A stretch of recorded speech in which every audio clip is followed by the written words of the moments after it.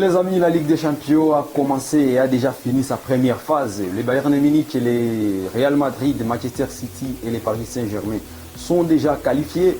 Le Real Madrid a fait un match nul demi partout après s'être imposé 1-0 en Allemagne. Le Real Madrid a sorti un match nul de demi partout et les Merengues se sont automatiquement qualifiés. Le Bayern Munich a fait un rouleau compresseur de 3-0 après avoir perdu 1-0 en aller en Italie. Les Munichois se sont imposés facilement pour valider leur qualification. Manchester City avait fait copie conforme. 3-1 en aller, 3-1 au retour. Les Citizens se sont qualifiés facilement aussi. On peut dire le Paris Saint-Germain s'est qualifié, qu'on croyait d'ailleurs qu'il va faire un faux pas. On ne s'attendait pas. Ils ont fait 2-0 en aller à Paris. Et puis, au retour en Espagne, ils ont fait 2-1. Ils se sont qualifiés avec l'homme fort qu'on ne peut pas manquer de vous dire, Kylian Mbappé, qui avait signé un doublé au retour et a permis aux Parisiens de s'imposer facilement. Il faut aussi dire qu'au niveau de Manchester City en Angleterre, les Citizens ont été vraiment très costauds face à leurs adversaires avec un certain Julian Alvarez, lui qui a réalisé une passe décisive et un but dans 4 minutes tout au début de la rencontre. Il n'a pas le temps de juger, mais il continue toujours à impressionner son entraîneur Pepe Guardiola. Donc nous attendons les restes de huitième de finale pour peut-être avoir l'idée sur les prochains adversaires. Il faut signaler que Dortmund va jouer face au PSV Eindhoven. Au match aller, les deux équipes ont fait match nul d'un but partout. Au niveau de l'Italie, je vais le dire, au niveau de l'Italie, le FC Barcelone avait sorti un match nul d'un but partout après avoir mené au score grâce à Lewandowski. Victor Osimhen avait égalisé 15 minutes avant la fin de la rencontre. Il faut dire que Arsenal va recevoir Porto dans un match très attendu. Les Ganes ont perdu en aller 1-0 au Portugal et nous nous demandons si il n'y aura pas de surprise à cette rencontre ou bien ça sera une qualification immédiate pour les Ganes si une fois ils parvenaient à battre Porto 2-0. Il faut également signaler que dans l'autre match, l'Atlético de Madrid va recevoir l'Inter de Milan.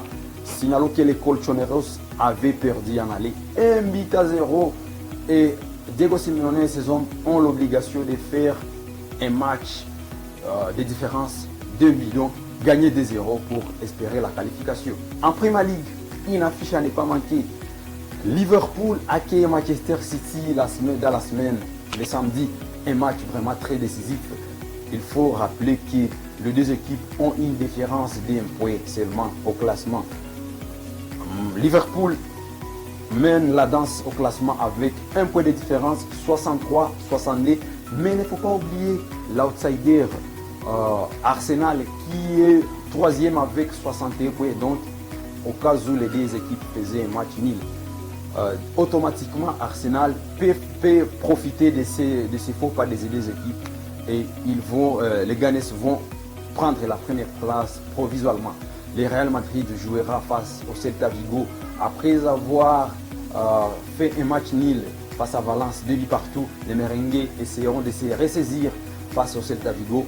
Il faut également signaler que le FC Barcelone va jouer contre Mallorca, un match qui va vraiment être très important pour les Catalans. Et après avoir fait un match nul 2-0 partout face à l'Atlético Bilbao, les hommes de Xavi Hernandez essaieront de se remettre sur les rails. Bien évidemment, après avoir perdu des hommes face à l'Atlético Bilbao, il s'agit de Frenkie de Jong, mais également Pedri. Tous les deux seront absents, ils sont blessés. Mesdames et messieurs, une actualité qui fait la une en Europe, mais également en Espagne, c'est l'arbitrage avec le Real Madrid.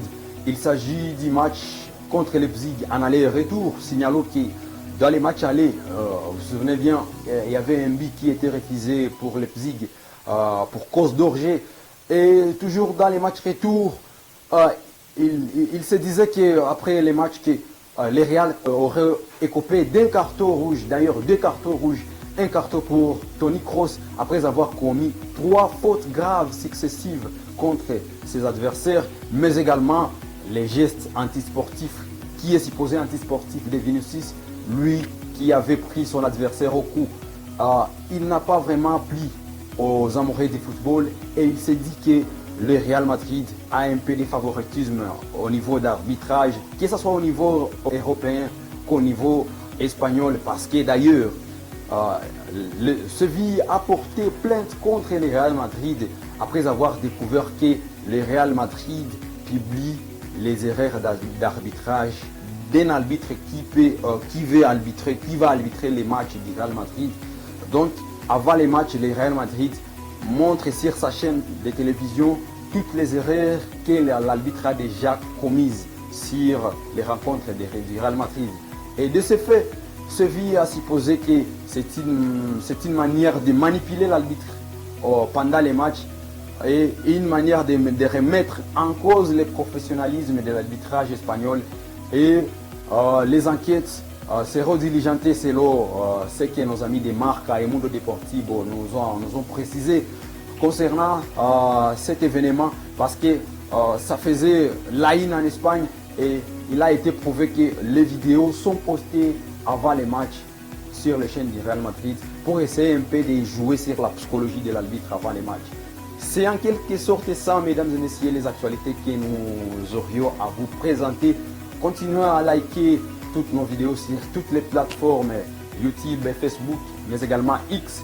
Nous sommes disponibles. Mesdames et messieurs, continuez à être avec nous et rendez-vous dans la semaine prochaine pour une prochaine vidéo avec de nouvelles actualités.